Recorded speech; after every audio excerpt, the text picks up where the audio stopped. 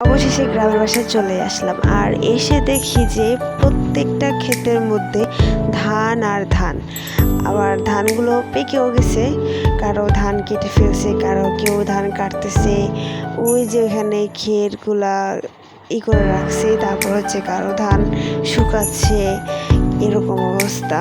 আমি তো এসে দেখি তো অন্যরকম। আর এই যে আমাদের কাছে লেবু ধরেছে, আর ডালিমও ধরছে দুই একটা।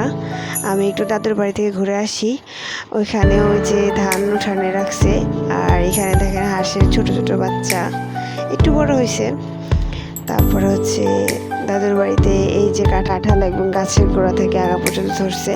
আর এটা হচ্ছে বস্তা গাছের ফুল, কে কে ফুলটা চেনেন কমেন্ট করে জানাবেন। আর এই যে আম ধরেছে, দু একটা ধরছে, এই গাছে বেশি ধরে নাই। আর এই যে উঠানে ধান শুকাইতে দিছে, আমাদের চাচি আমাদের ধান শুকাইতে দিছে। আমি ভাবলাম যে একটু কাটাকাটি করি, অনেক দিন হয়েছে, অনেক বছর হচ্ছে ধানের মধ্যে পাড়া দিই না, তাই একটু মজা করতেছি আর কি। তবে প্রচুর রোদে ভালো লাগতেছে না, অস্থির লাগতেছে। আমি একটু কাটাকাটি করে উঠে গেছি। কারা কারা এই ধান পছন্দ করেন কিংবা ধানের কাজ করছেন তারা কমেন্ট করে জানাবেন। তো আমিও করছিলাম আগে এক সময়, কিন্তু আমাদের ছিল। আর হচ্ছে এই যে মুরগি দেখছেন, মুরগি ধান খাইতেছে চুপি চুপি।